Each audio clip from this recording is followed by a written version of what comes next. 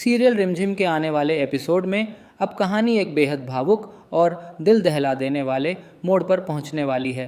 राजमहल में ऐसा हादसा होने वाला है जिसे देखकर पूरे परिवार की दुनिया हिल जाएगी। जिस दादीसा ने हमेशा पूरे परिवार को एक सूत्र में बांध कर रखा, आज वही जिंदगी और मौत के बीच जंग लड़ती हुई दिखाई देने वाली है। इस हादसे के बाद न सिर्फ समीर की ज़िंदगी बदलने वाली है, बल्कि परी और रिमझिम के साथ उसका रिश्ता भी हमेशा के लिए एक नई दिशा लेने वाला है। एपिसोड की शुरुआत होती है महल की सीढ़ियों से, जहां दादीसा किसी ज़रूरी काम से नीचे उतर रही होती हैं।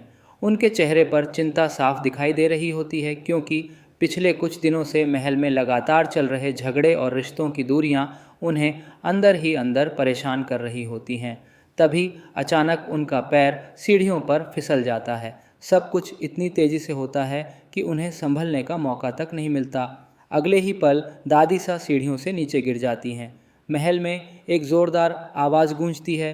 दादीसा का सिर सीढ़ियों के किनारे से टकरा जाता है और उनके सिर से खून बहने लगता है। पूरा माहौल एक पल में बदल जाता है।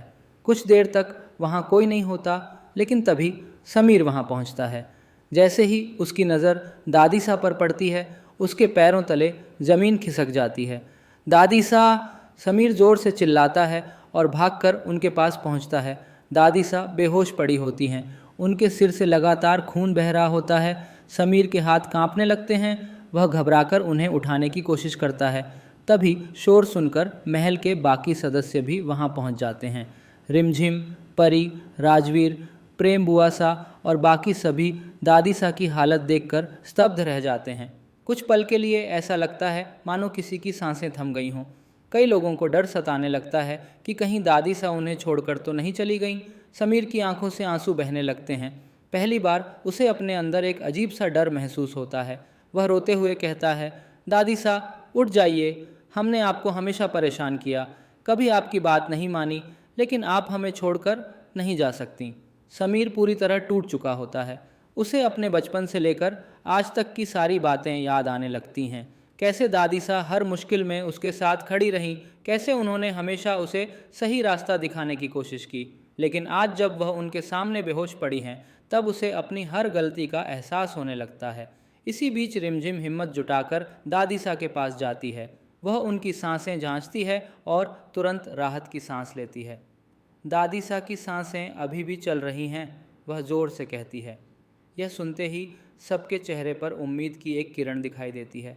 रिमझिम तुरंत सभी को संभालते हुए कहती है, यह रोने का समय नहीं है, हमें तुरंत दादीसा को अस्पताल लेकर जाना होगा।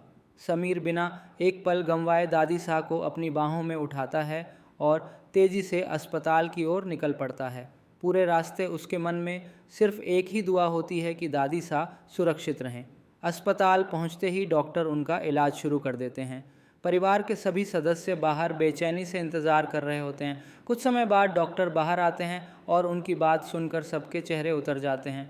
डॉक्टर कहते हैं, चोट काफ़ी गंभीर है, लेकिन सबसे बड़ी समस्या यह है कि मरीज़ के अंदर जीने की इच्छा कमज़ोर पड़ चुकी है। उन्हें अपने जीवन में आगे बढ़ने की उम्मीद चाहिए। यह सुनते ही समीर के दिल पर जैसे किसी ने भारी पत्थर रख दिया हो। वह तुरंत दादीसा के कमरे में जाता है। वहाँ दादीसा बेहोश पड़ी होती हैं। समीर उनके पास बैठता है और उनका हाथ अपने हाथों में ले लेता है। उसकी आंखों से लगातार आंसू बह रहे होते हैं। दादीसा, आप कहीं नहीं जाएंगी?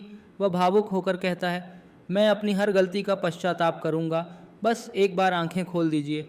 दादीसा बेहोश होती हैं, लेकिन उन्हें समीर के होने का एहसास होने लगता है। धीरे धीरे उनकी हालत में सुधार आने लगता है। डॉक्टर भी यह देखकर हैरान रह जाते हैं। कुछ घंटों बाद आखिरकार दादीसा को होश आ जाता है। जैसे ही उनकी आंखें खुलती हैं, पूरा परिवार खुशी से भर उठता है। लेकिन होश में आते ही दादीसा समीर से एक ऐसा वादा मांगती हैं जो उसकी ज़िंदगी बदल देता है। कमज़ोर आवाज़ में दादीसा कहती हैं, समीर, अगर तुम सच में मुझे खुश देखना चाहते हो तो मुझे एक वादा करो। समीर तुरंत कहता है, आप जो कहेंगी मैं वही करूँगा। दादीसा की आंखों में आंसू आ जाते हैं। वह कहती हैं, परी को अपना लो, वह तुम्हारी बहन है। उसकी माँ अब इस दुनिया में नहीं है। उसके पिता ने भी उसे कभी अपनाने की कोशिश नहीं की, और जब तुमने भी उससे रिश्ता तोड़ लिया तब वह पूरी तरह अकेली हो गई। दादीसा की आवाज़ भर्रा जाती है, मेरे बाद उसका इस दुनिया में कोई नहीं रहेगा। मैं ही उसका सहारा हूँ। अगर तुम भी उससे मुंह मोड़ लोगे तो वह नफ़रत और अकेलेपन की इस दुनिया में खो जाएगी। यह सुनते ही समीर की आंखें नम हो जाती हैं। पहली बार वह परी की ज़िंदगी को अपनी नज़रों से नहीं बल्कि उसके दर्द से देखने लगता है।